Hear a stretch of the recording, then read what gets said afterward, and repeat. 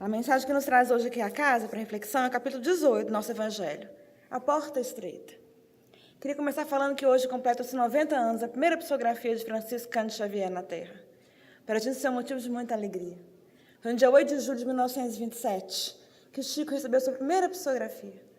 Embora já viessem com ele, já o acompanhassem as manifestações mediúnicas desde criança, por meio da vidência, quadros de diálogo com os espíritos, da audiência, ele era um médium com muitas potencialidades mediúnicas, mas a psicografia ele descobriu no dia 8 de julho de 1927. Para a gente é um motivo de muita alegria, porque as obras do Chico vieram complementar tudo aquilo que Kardec já tinha nos trazido por meio do seu Pentateuco. O Chico, naquela noite, uma noite fria de inverno, em São Leopoldo, foi uma reunião na casa da família Perácio. O centro espírita funcionava ali. E naquele momento sentiu um impulso de escrever, não sabia o que era aquilo que acontecia na mão dele naquele momento. Dona Carmen, que era vidente, falou: Chico, há um espírito aqui. Você já psicografou, Chico? Ele nunca havia psicografado. Sua primeira mensagem trouxe um texto lindo de 17 páginas. 17 páginas. Enquanto ele psicografava, Dona Carmen, sustentando a reunião fluidicamente, viu livros abrindo, o céu se abria, um céu lindo, estrelado, e desabava um livro sobre Francisco Cândido Xavier. Uma chuva de livros sobre ele. Alguns dias depois, Emmanuel, seu mentor maravilhoso, fala com ele: Chico, nós temos um projeto. Nossos amigos espirituais, num quilate espiritual que nem eu posso dimensionar, vocês imaginam o que é, nos tem, para nós dois, para mim, Chico, e para você, uma proposta de trabalho. A Chico perguntou para ele: qual é a proposta? Olha a porta estreita nesse momento. Emmanuel falou para ele assim: Chico, antes de eu te falar qual é a proposta, eu quero te falar que tem uma regra para você, especialmente, aceitar esse convite, porque eu já aceitei. E o Chico falou: qual é a regra, meu irmão? E ele fala assim: a gente vai ter que ter, em primeiro lugar, disciplina. E o Chico falou: está certo. E o que mais? E Emmanuel fala para ele: disciplina é a segunda regra. E o Chico: certo? Sim, senhor. E a terceira regra? E Emmanuel fala para ele: Chico, a terceira regra é disciplina. Quando falarmos de porta estreita na nossa vida, vamos pensar que a regra de ouro para a nossa vida, na condução dos nossos passos, nas nossas escolhas, é disciplina. Não aquela disciplina que a gente pensa do mundo, que acordar às 6 horas da manhã, tem que trabalhar essa disciplina. Isso aí é um aspecto da disciplina. A disciplina que Emmanuel convidava Chico, para que juntos assumissem o convite, é a disciplina moral, a que nós temos que assumir na nossa vida, a de congruência diante dos nossos compromissos espirituais na vida. Mahatma Gandhi dizia que conseguia aquilatar o tamanho de um homem pela sua congruência diante daquilo que ele falava e com os atos diante dos quais ele se apresentava na vida. Congruência moral, isso é disciplina moral. Esse foi o convite de Emmanuel para Chico, que ele aceitou com toda a beleza da sua alma. Eu aceito. E aí Emmanuel falou para ele, a hora de entrar nos dois, esse pórtico estreito, que é um caminho moral e espiritual do qual não há retorno, não tem como mais voltar. Ele falou para ele: Chico, então a gente tem um convite. São 30 livros. Faremos 30 livros para deixar na Terra, explicar alguns pontos do Espiritismo. Faremos 30 livros. E Chico falou: faremos 30 livros. Fizeram os 30 livros. Quando terminaram, Emmanuel apareceu para Chico e ele falou: está concluída nossa tarefa? E Emmanuel falou: Chico, a tarefa foi tão bem cumprida que eu tenho um outro convite para você. Nossos amigos espirituais, aqueles que eu não posso visitar sempre, nos convidam a prosseguir na tarefa, fazermos mais 30 livros. E Chico falou: eu aceito. Então faremos 60 livros. Já seria muito. Passaram-se mais 30 livros. E Emmanuel aparece de novo para Chico e fala: Chico, vamos adiante com a tarefa. Nossos amigos espirituais nos convidam a mais 30 livros. Seriam 90 livros.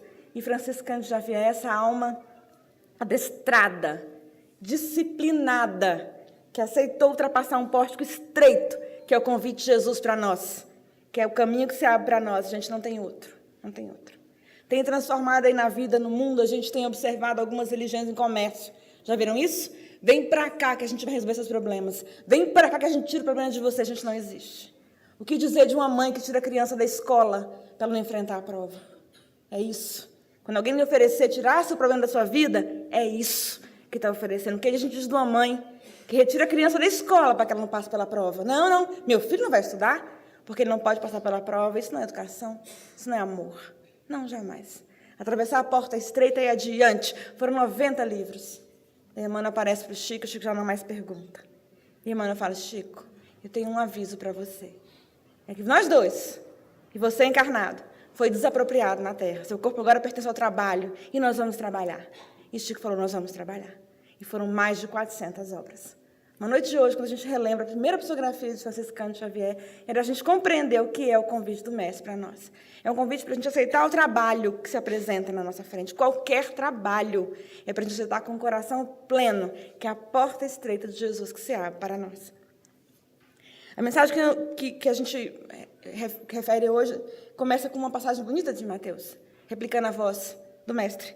Diz assim, entrai pela porta estreita, porque larga é a porta da perdição e espaçoso o caminho que a ela conduz. E muitos são os que por ela entram. Vejam que bonito. Eu trabalho com educação de adultos. A gente tem falado na educação de adultos que adulto gosta de aprender por histórias.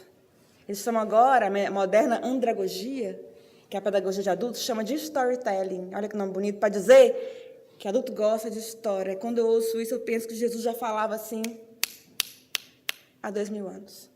Quando Jesus faz uma referência da nossa caminhada espiritual e a porta estreita, está buscando um artefato da nossa vida, do dia a dia, algo que ficasse para sempre na nossa compreensão. Porque o Mestre sabia que 300 anos, poucos anos se passariam do episódio do Gólgota para a gente confundir tudo, que foi o que nós fizemos. Pegamos o evangelho lindo de Jesus, o presente magnífico que o Mestre nos trouxe na sua descida gloriosa à terra e confundimos tudo.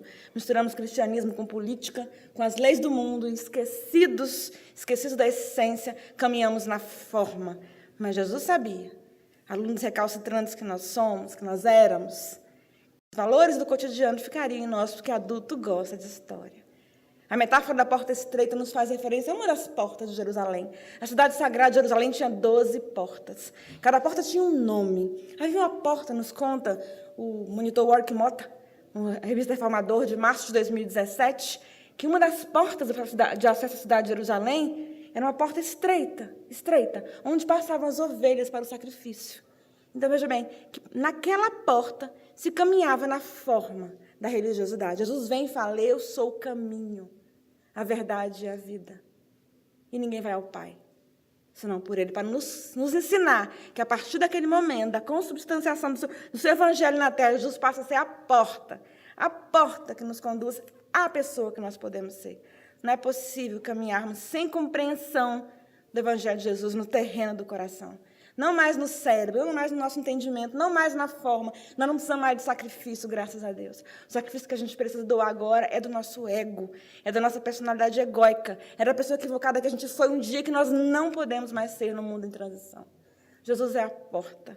O convite de Jesus é que trilhemos esse pórtico e avancemos na direção da pessoa melhor que nós podemos ser, sacrificando tudo aquilo que não pode mais ter espaço no nosso coração.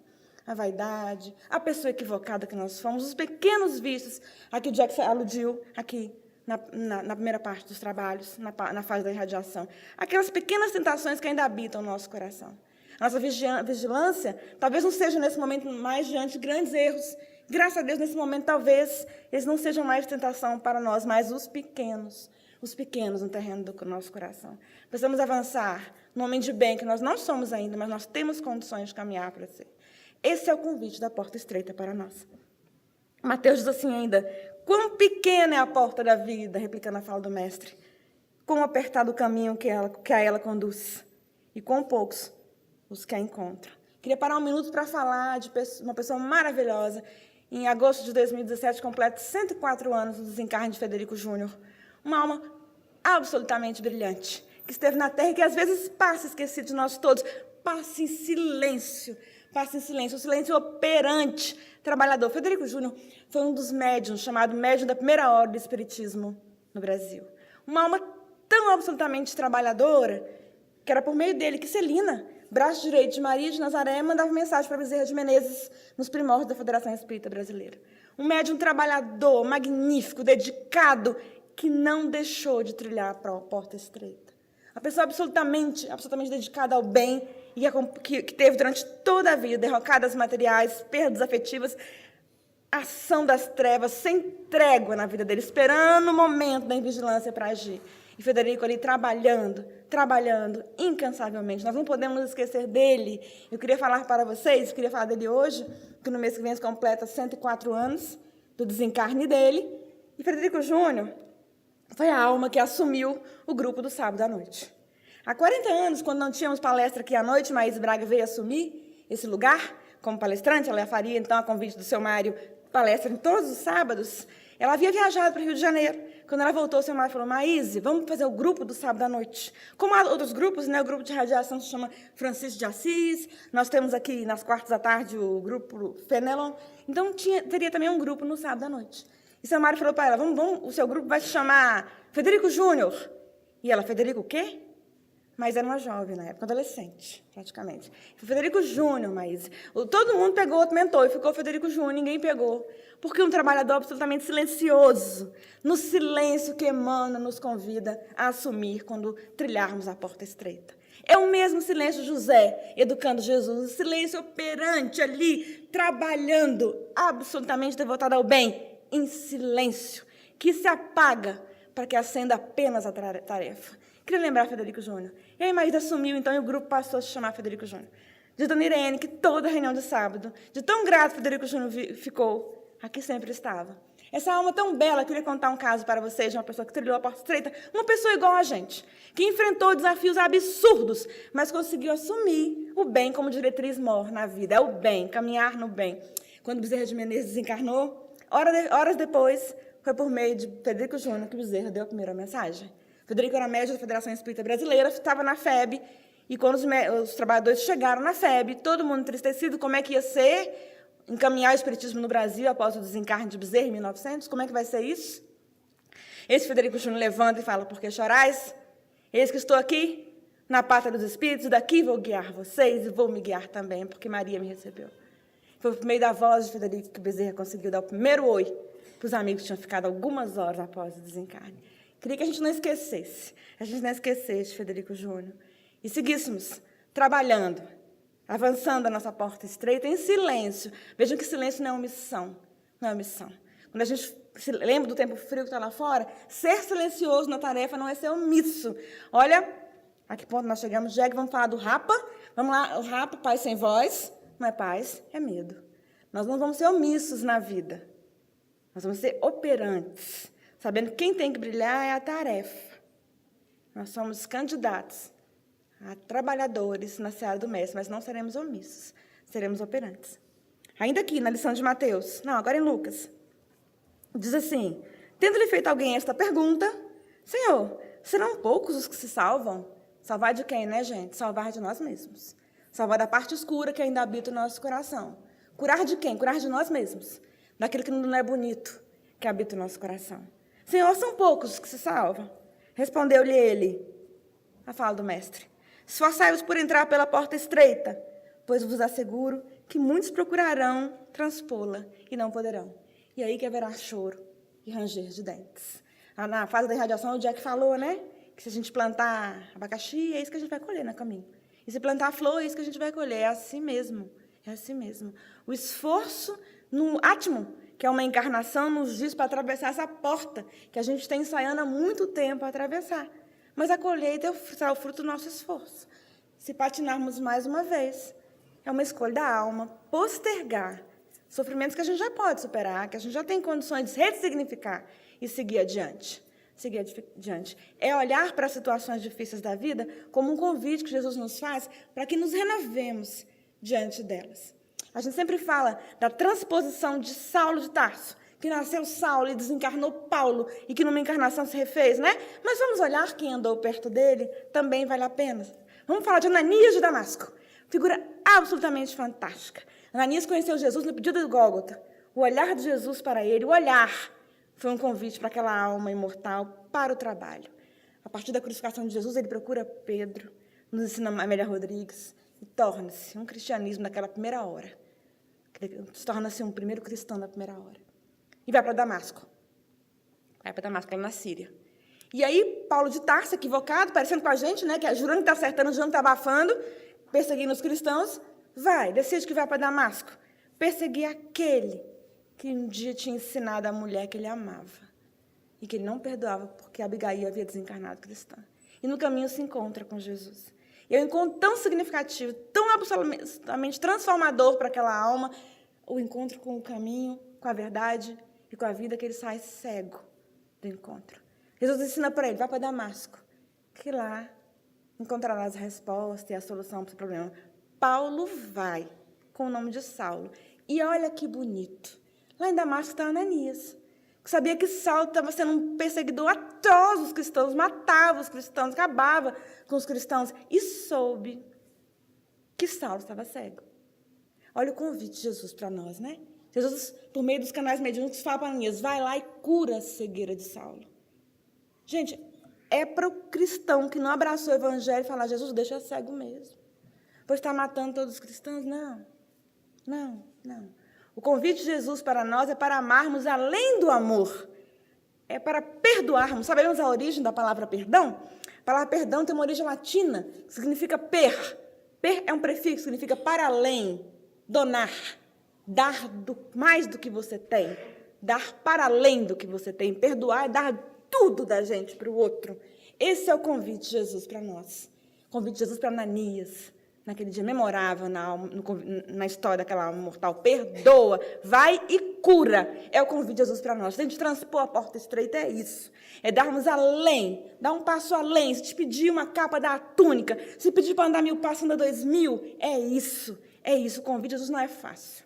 Não é fácil. No mundo que nos convida ao hedonismo, aos prazeres fáceis, ao ter em detrimento do ser. Parece que é irmos contra a maré, né?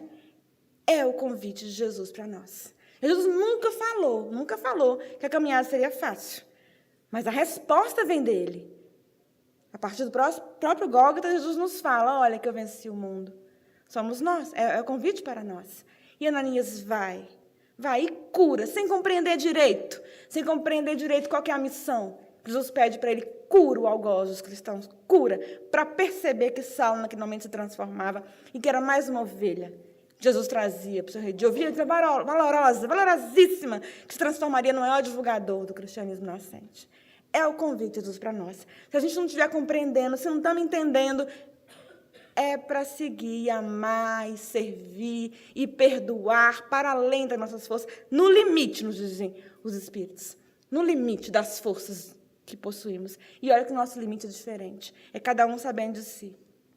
Esse é o convite de Jesus para transpormos a porta estreita. Ninguém vai dizer que é um convite fácil. Quando lá fora disserem, vamos resolver os problemas, vamos ressignificá-los e vamos superá-los com Jesus. Esse é o convite do Mestre para nós. Aqui no Evangelho diz assim também, largue a porta da perdição, não é? Porque é fácil, né? É fácil a gente não querer perdoar, é fácil a gente querer culpar o outro, é fácil a gente não querer fazer, é fácil a gente se escudar atrás das nossas fraquezas, das nossas dificuldades, é porque a noite está fria, porque talvez eu gripe, porque eu tive um problema, mínimo, pequeno, é fácil. Essa porta é larga, estreita é a outra, que exige da gente coragem moral. Um mundo em transição é um mundo que precisa tanto, gente, de pessoas corajosas, mas coragem para dizer que não, quando tem que dizer que não. Coragem para dizer que sim, quando tem que dizer que sim. Porque Jesus nos ensina também a dizer sim e não. Sim, sim e não, não. Um mundo em transição precisa tanto de pessoas corajosas. Coragem para amar, além do amor. Amar pela glória de amar, como Emmanuel nos convida. Simplesmente amar, sem aguardar retribuição, sem cobrar tributos de reconhecimento, sem aguardar que o outro atenda a nossa expectativa, porque esse amor ainda é egóico. Amar. Um mundo em transição nunca precisou tanto de pessoas que amassem. E esse é o convite de Jesus para nós. Diz assim, largue a porta da perdição, porque são inúmeras as paixões más. Essas são muitas, e essas nos arrastam, e é preciso que tenhamos força moral para resistirmos a ela e nos renovarmos, deixarmos para trás o que tem que ser deixado para trás, para a gente, junto com Jesus, abandonando a barca daquilo que já não nos interessa, busquemos outros mares ao lado do Mestre. É preciso que a gente tenha bastante coragem moral para deixar lá no mar onde a gente já esteve, de coisas equivocadas, de decisões erradas, tudo aquilo que a gente não quer mais que faça parte do nosso coração, e siga com Jesus em busca de mar alto. Não vamos nos equivocar. Um mundo de transição, um mundo que nos convida a grandes vagas de lutas que são embates morais no terreno do nosso coração, mas dos quais com Jesus conseguiremos superar todos. É preciso que a gente tenha coragem de deixar para trás o homem velho que a gente já foi, como Mandela, Nelson Mandela, na verdade Mandiba Mandela era o nome dele. Nelson ele assumiu quando ele foi estudar numa escola inglesa, deram esse nome inglês para ele, o nome dele era Mandiba Mandela. Um homem valorosíssimo, que lutou muito pelo fim do apartheid no país dele, uma concepção absurda de separação humana, uma política separatista, lutou tanto, foi condenado à prisão perpétua, né? No país dele já podia isso naquela época. E após 27 anos preso, esse que vai solto, né? O movimento internacional fez muita pressão também, ele vai solto. Mas olha que bonito o episódio de Nelson Mandela. Quando ele sai, ele diz assim, eu compreendi, ao atravessar a porta daquela prisão, que se eu não deixasse para trás tudo que tinha talvez me ferido um dia, deixasse as mágoas, deixasse a dor, deixasse o ódio, deixasse tudo para trás, eu estaria preso para sempre. Para sempre. Então, eu deixei tudo para trás e saí de lá com o coração leve. É isso. Nós precisamos agir assim. Raul Teixeira nos ensina uma palestra magnífica sobre o perdão, que o ódio nos aprisiona. É por isso que a gente encontra em sala de desobsessão tantas vezes almas agarradas umas às outras. No ódio que amarra um ser a outro, um espírito a outro. Nós precisamos libertar as pessoas que amamos e também aquelas que a gente ainda não conseguiu amar. Libertar para que também sejamos almas livres, possamos trilhar caminhos novos, aprender lições novas, estarmos livres para que estarmos onde Jesus quiser que estejamos. Precisamos aprender, ao trilhar um pórtico de renovação, que é o convite de Jesus para nós, a deixar para trás tudo. O que no caminho de Santiago de Compostela, um dia o Jack fez uma palestra aqui tão linda, que ensinou para a gente, quando a gente está fazendo uma caminhada, só pode levar na mochila aquilo que dá para ir. Na nossa caminhada de espíritos na direção da imortalidade, a gente tem que levar conosco só valores essenciais. Nada mais importa. Tudo aquilo que fica na terra é transitório. Nós vamos levar conosco só os valores do nosso coração na nossa mochila de mochileiros das galáxias, né? O Evangelho diz assim também, é estreitíssima a porta da salvação, porque há grandes esforços sobre si mesmo é obrigado o homem que a queira transpor, para vencer suas más tendências, coisa que poucos se resignam. É preciso que a gente aceite as dificuldades, mas deixemos também o amor de Jesus nos banhar. É o encontro de Jesus com o cego. O cego era cego de nascença, né? E aí Jesus passa e ele pede, Jesus, filho de Davi, me cura.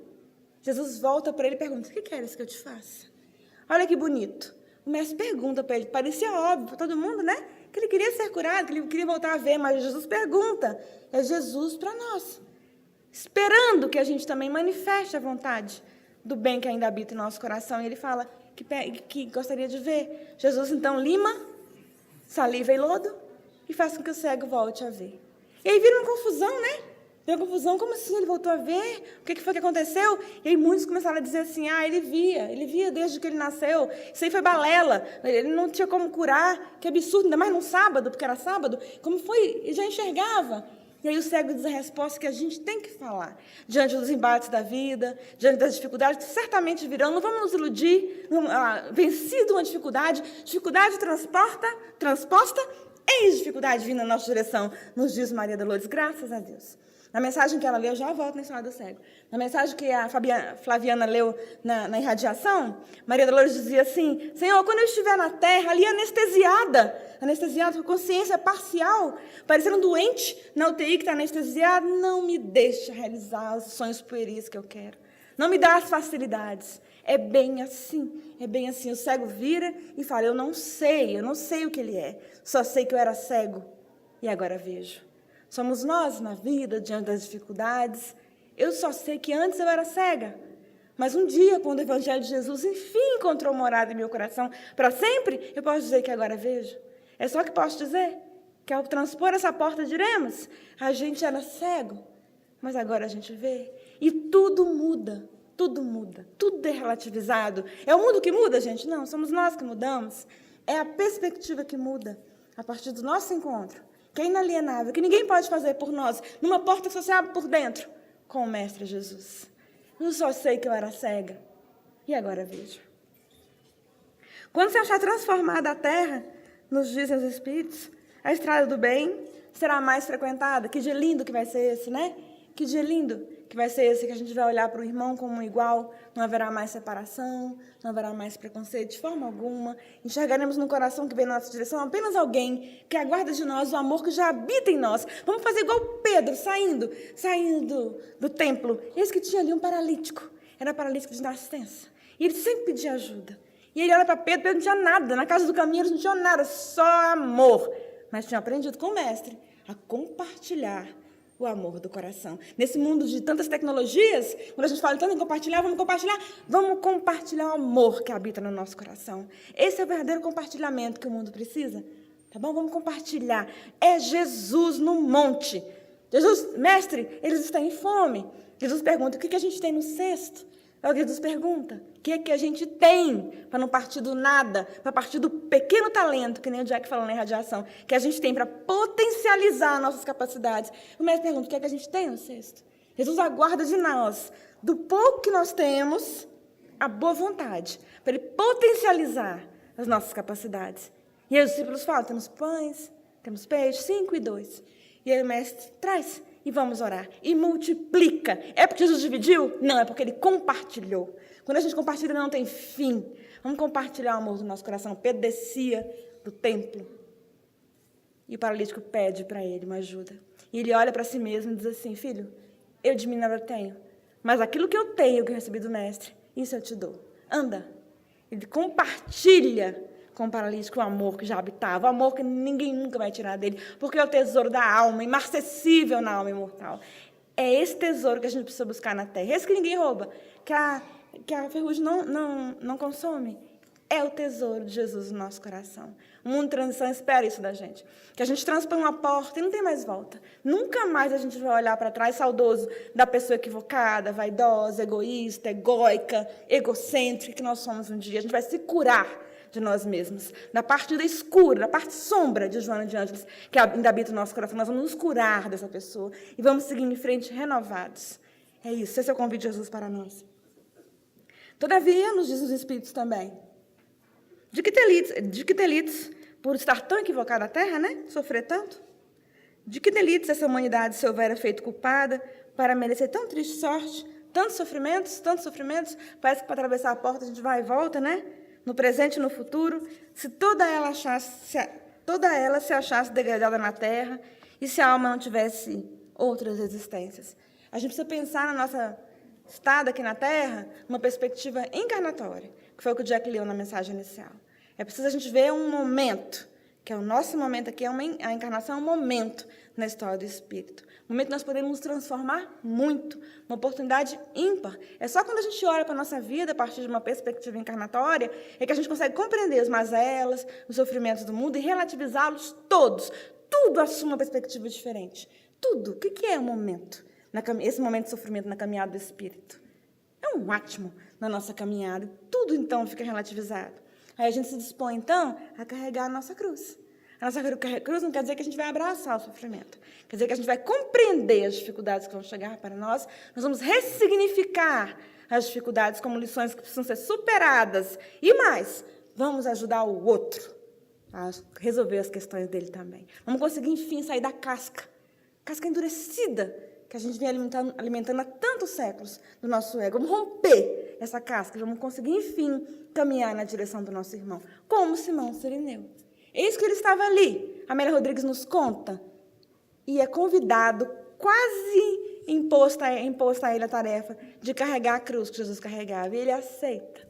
70 quilos de cruz que o mestre vinha carregando. E o Simão Cirineu, que havia nascido em Cirene, e aí ele tinha esse nomezinho. Ele aceita, então, carregar a cruz para ajudar o mestre. E Jesus, absolutamente pedagogo. O psicólogo Cury nos fala que o maior pedagogo que já existiu na Terra foi Jesus, o maior psicólogo também. É assim. Jesus, sabendo que era mais uma lição, aceita a ajuda de Simão, para nos ensinar que a gente também precisa aceitar ajuda, que a gente também precisa pedir ajuda e que a gente, fundamentalmente, precisa ajudar o outro. E a Maria Rodrigues nos conta que Simão carrega a cruz, ajuda o mestre naquele momento, mas especialmente assume daquele instante uma transformação para sua alma imortal. Nunca mais ele foi o mesmo. Tornou-se um cristão também, nas primeiras horas. Não era possível ele ter carregado a cruz do Mestre, olhar nos olhos do Mestre, naquele momento não ter sido tão tocado com o coração, como muitos de nós fomos, lamentavelmente. Os Espíritos nos contam, lamentavelmente, que muitos de nós que estamos à frente do movimento espírita hoje, à frente do Consolador prometido por Jesus, levando adiante esse movimento lindo, que é o movimento, que é a consolidação da promessa de Jesus, estivemos lá. Lamentavelmente estivemos lá, ouvindo as prédicas de Jesus. Mas achamos naquele momento que era demais para nós. Que amar o outro como a si mesmo era demais. Que deixar tudo o que tinha e seguir a Jesus era demais. Mas como o mestre é paciente, ele nos aguarda. Como o rapaz, né, que procurou Jesus. E era bom, era até bom no coração. Mas pergunta o que é que ele tinha que fazer para ganhar. Humberto Campos que nos conta isso em Boa Nova. Para ganhar o reino dos céus. Jesus fala, então deixa tudo que você tem e me segue. O rapaz pensa. E deixar tudo que ele tinha. Naquele momento era difícil demais. Somos muitos de nós, né? Muitos de nós. E Jesus, então, com os olhos melancólicos, o vê partir. Para os Espíritos nos contam, no dia seguinte, eles desencarnaram numa briga de biga. Que eles andavam na biga. Era um dia só. Era só aceitar o Mestre. Fala, deixa tudo para trás, Senhor, e vou contigo. Era Ananias, quando recebe pelos canais mediúnicos a lição de Jesus, vai lá e cura Saulo de Tarso. Era para ele ter falado muitas coisas. Era para ele ter pensado muitas coisas. Mas ele vira e fala, Senhor, eis-me aqui.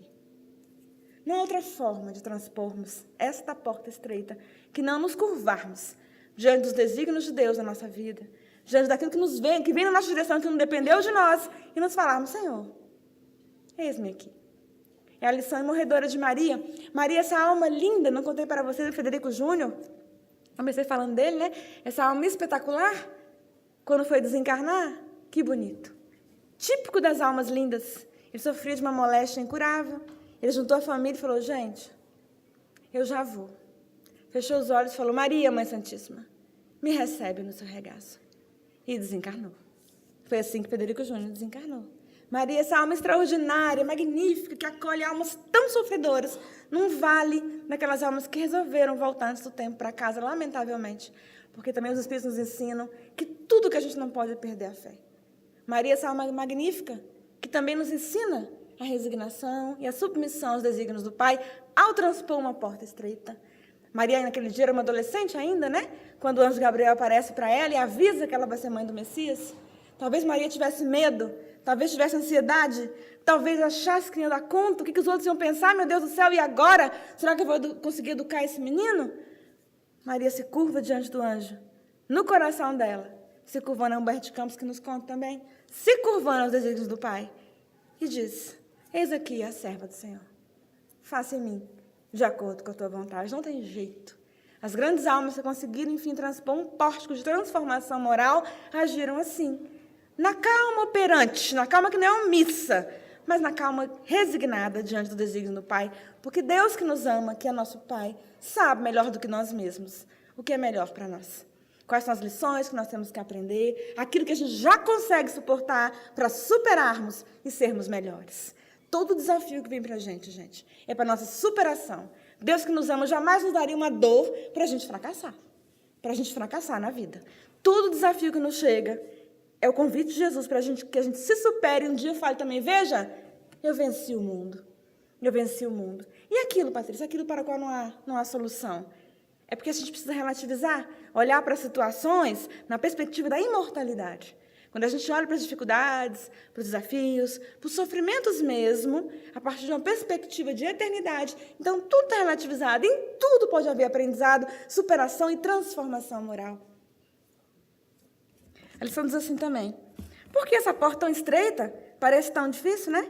Que só há muito poucos parece, né, dado transpor, se a sorte da alma fosse determinada para sempre, logo após a morte.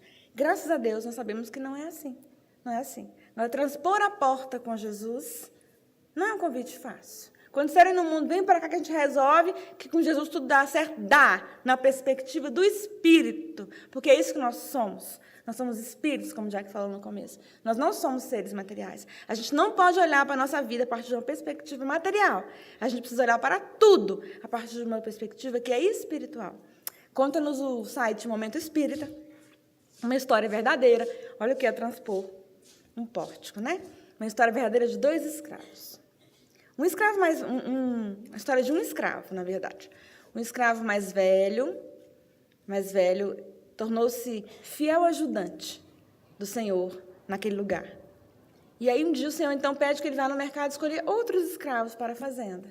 Poderia escolher 3 escravos. E ele traz 2 escravos que poderiam ajudá-lo no trabalho e traz um senhor idoso. Porque o Senhor acreditava nele e deixou ele escolher. E aí se desdobra de cuidados com aquele senhor idoso. Leva-o para o sol, cuida dele, o aquece no inverno, cuida dele. E aí o Senhor observa aquilo e pergunta, por quê? Por que tanto cuidado com esse escravo idoso que você trouxe? Por acaso ele seria seu pai? E aí o escravo amigo diz, não, ele não é meu pai. E por acaso ele seria seu irmão?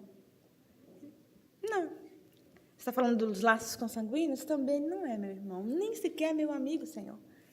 E aí o dono da fazenda pergunta assim, então por quê você se desdobra com tanto carinho diante desse escravo idoso, que já não é útil aqui na fazenda? Ele fala, Senhor, ele foi um dia o homem que me capturou livre na África, que me vendeu como escravo. E é por isso que eu trato com tanto carinho. Aí o Senhor não entende, como assim? Você podia se vingar? Ele, não. Se eu o tratasse mal, se eu condenasse a uma vida de sofrimento, qual a diferença entre a minha pessoa e a pessoa dele que fez isso? Eu preciso agradecer aquelas pessoas que já me ensinam como eu não quero ser. Como eu não quero ser. Então, eu tenho que ser, escravo cristão que já era, a melhor pessoa que eu posso ser para ele. Eu agradeço a ele por ter me ensinado como eu não quero ser mais. Mas eu serei para ele a melhor pessoa, porque é isso que Jesus nos ensina. Porque se Jesus nos pedisse para sermos iguais aos outros, qual é o mérito? Não é esse o convite do Mestre. Nos convida a sermos pessoas melhores a partir do processo de transformação que a vida nos convida a vivermos na Terra. Transpormos um pórtico difícil é um convite para a nossa alma eterna a se transformar, a deixar para trás as vinganças, uma lei que a gente não quer mais vivenciar, que houve no nosso passado, que confundia justiça com vingança e convidava-nos a lei de Talião a fazer com o outro o que o outro tinha nos feito. Nos convida a nos superarmos. Se eu fizer com o outro o que o outro fez comigo, qual é a diferença? Qual é a diferença? Não. Quando Jesus nos convida a darmos a túnica, quando alguém nos pede a capa, é isso. Se a vida nos pedir o esforço, façamos. E façamos mais de acordo com a nossa capacidade. É assim que a gente consegue aquilatar valores inacessíveis no nosso coração. Valores que cada vez crescerão, nos transformarão nas pessoas maravilhosas que nós podemos ser e que a alma precisa, que a terra precisa. A terra precisa muito de almas maravilhosas e seremos nós mesmos. Quem vai curar o mundo somos nós, gente. Não são outras pessoas, certo? Estão encarnando almas que vão nos ajudar nesse processo, vão nos ajudar, mas não farão o trabalho por nós. Quem vai transformar o mundo numa morada melhor, num mundo regenerado, somos nós mesmos. Sou eu, é você, nós mesmos, assim mesmo, do dia como nós estamos agora, frágeis, ainda viciosos, imperfeitos, mas a tarefa de transformação planetária está em nós, está conosco, está em nossas mãos, não na mão do outro, especialmente conosco, que recebemos de trabalhadores tão valorosos. O Espiritismo, que é a consolidação da promessa de Jesus na Terra, é uma responsabilidade muito grande. Sabermos o que nós sabemos, termos acesso ao que nós temos acesso. É preciso que a gente permita que toda essa verdade transforme a pessoa que nós fomos no passado, para sermos outra e principiarmos um processo de transformação planetária. É só assim que a gente pode falar que os últimos serão os primeiros. Nós agora, trabalhadores de um último momento planetário, e se nós somos últimos, vamos ser os primeiros, num momento novo na Terra. Se fizermos valer a pena. Se honrarmos todo o conhecimento que a gente tem tido acesso. Tudo de belo, valoroso e cristalino que temos recebido da mão de Jesus. Porque quando os Espíritos nos trazem as verdades espirituais, é Jesus que nos manda. E é preciso que a gente receba essa verdade cristalina que é o Espiritismo, não conspurquemos, a transformemos num tesouro eterno para nós mesmos e para a terra que habitamos. O nosso Evangelho diz assim também. Por que, né? Seria essa porta estreita já ali? Quanto à realidade da alma, quando a gente pensa que nós somos seres espirituais encaminhados, então tudo fica mais compreensível para nós. com a anterioridade da alma e a pluralidade dos mundos, o horizonte se alarga. Nós passamos a ter uma nova compreensão das dificuldades que nos vêm. Quer dizer que não virão dificuldades para nós? Virão. Virão dificuldades, não nos iludemos. Mas nós teremos uma outra visão. Esse é o convite de Jesus, quando ele nos fala para termos olhos de ver e ouvidos de ouvir. É preciso que a gente olhe para as situações com outro olhar, como a necessidade de aprendizado, para a nossa própria superação. É por isso que a dificuldade vem, porque o amor não conseguiu nos ensinar por séculos e séculos e séculos. 20 séculos se passaram desde que o amor esteve personificado na Terra. O amor é Jesus. Isso o amor não conseguiu nos ensinar, porque Jesus, lamentavelmente, deixou conosco suas verdades, nós não a aceitamos no coração. Então, se o amor não nos ensinou, eis que vem a dor. A dor é a professora que vai fazer aquilo que o amor aguarda que nós façamos, que é Jesus. O amor vai lapidar o vaso do nosso coração, vai lapidar o ser que nós somos. Que dirá, né? De um diamante que não passou por lapidação e por altas temperaturas. Não existe. Não existe. Somos nós. No vaso incerto que nós somos, haverá o oleiro divinal, que é Jesus, transmutando a pessoa que nós somos em alguém muito melhor, a partir da inserção do seu evangelho de luz, de amor, de caridade, de perdão no nosso coração. A partir da inserção do nosso coração do BIP, já contei para vocês, na situação difícil, complicada, tá difícil, BIP, BIP, BIP. O que é BIP? Benevolência. Seremos cada vez melhores. Teremos o coração cada vez melhor. Seremos benevolentes na terra, benevolentes com o outro, benevolentes com o planeta, benevolentes com nós mesmos. Bip, bip, bip. Seremos indulgentes. É o I do bip. Indulgente é não ver, deixar, permitir, não julgar. Seremos indulgentes com os outros. Vamos aceitar, vamos acolher, vamos amar, compreendendo que a flor que floresce no seu coração hoje, amanhã florescerá no coração do outro.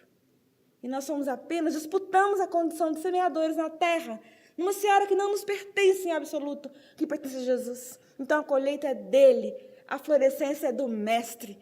A gente ajuda, disputando a condição de servos dos servos, mas a colheita não nos pertence em absoluto. Indulgência é isso, é compreender que o seu tempo não é o tempo do outro, e que nós não vamos olhar a falha alheia, vamos olhar para nós, e aceitaremos o outro, como ele se apresenta, aguardando o tempo, que é o tempo do Mestre. E P, do BIP, é o perdão das ofensas.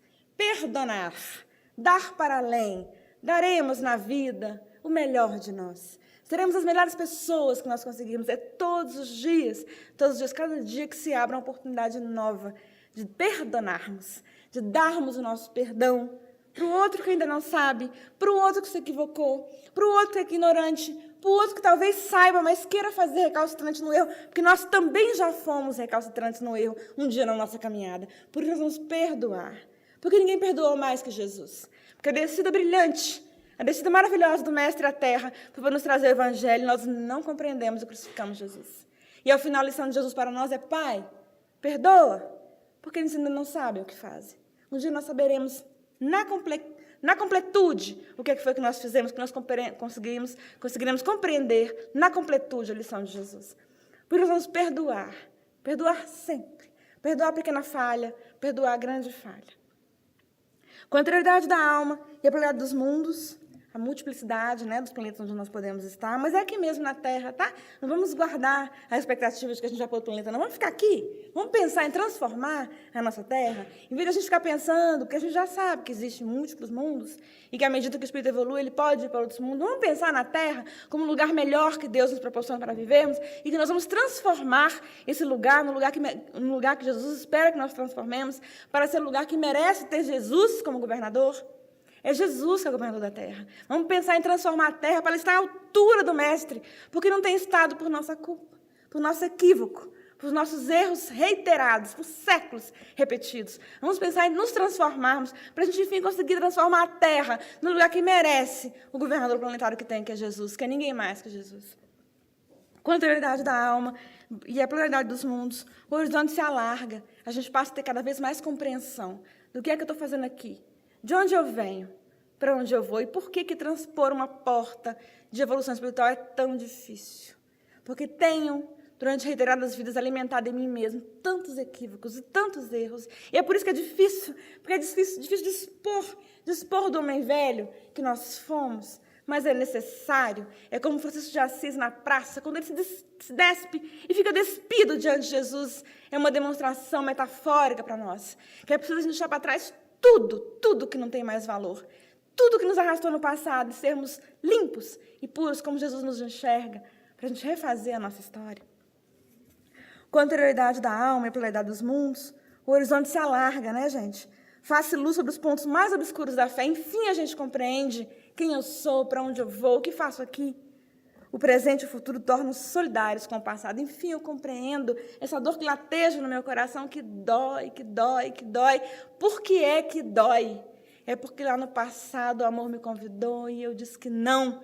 E hoje, ao aceitar, dói para eu ser pessoa renovada. Não é fácil a borboleta sair do casulo, é difícil, mas é um processo lindo de transformação que a natureza nos demonstra, que nós podemos também assumir para nós mesmos. É preciso, nesse momento, um momento difícil de transmutação planetária, que a gente também se volte para a pessoa melhor que nós podemos ser e compreendamos que a transformação em nós precisa de Jesus.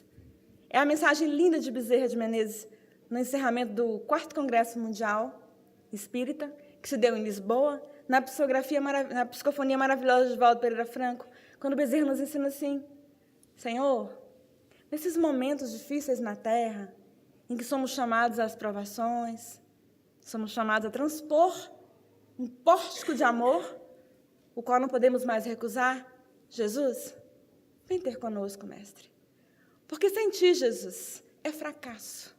Sem ti, Jesus, já tentamos no passado e fracassamos.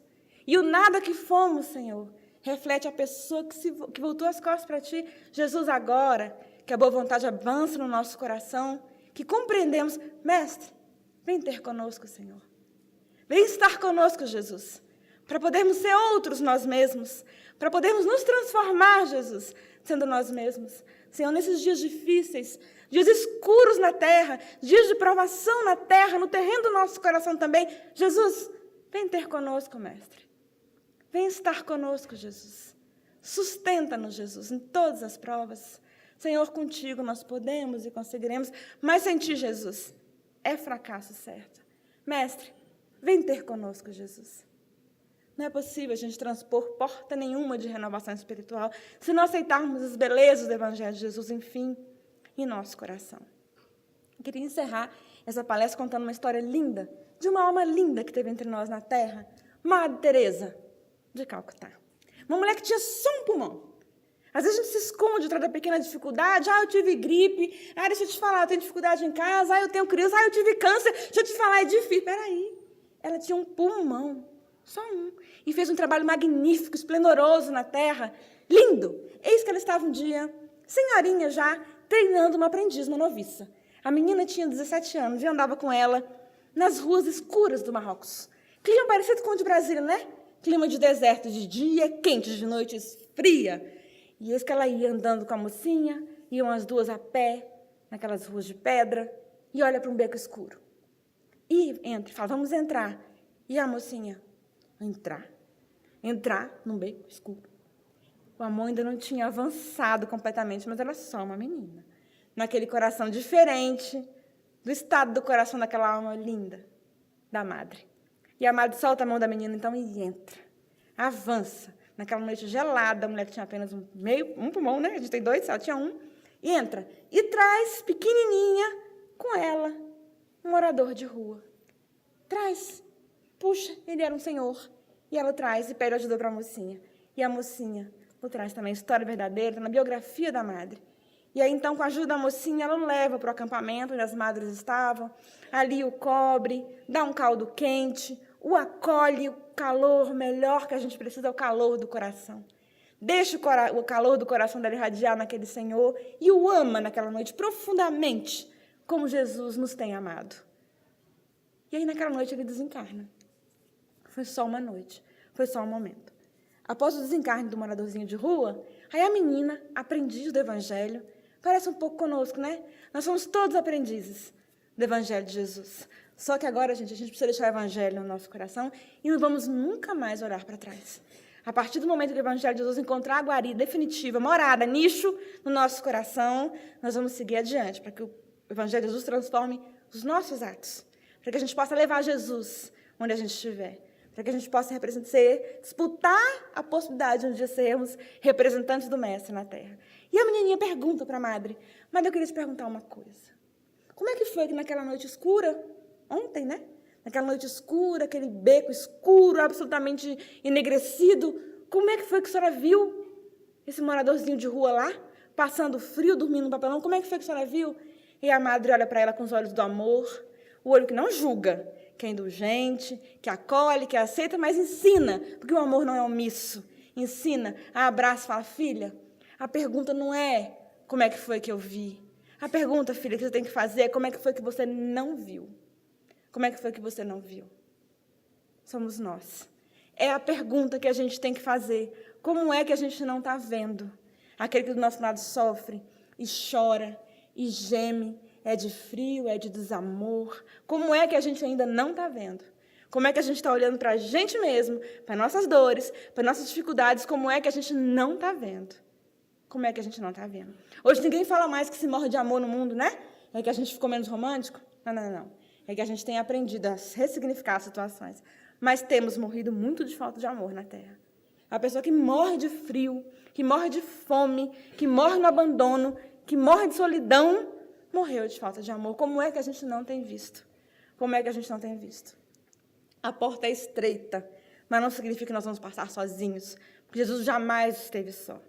Ele ultrapassou a porta e estende a mão para que a gente passe também. É assim que nós vamos transpor a porta, as portas difíceis da nossa vida. Nós vamos, mas vamos olhar para trás e dar a mão àquele que chora e sofre, tanto quanto nós mesmos, e seguiremos juntos. Queria encerrar a nossa palestra rememorando um pouco da paz. É a tradução da música Cure o Mundo, do Michael Jackson.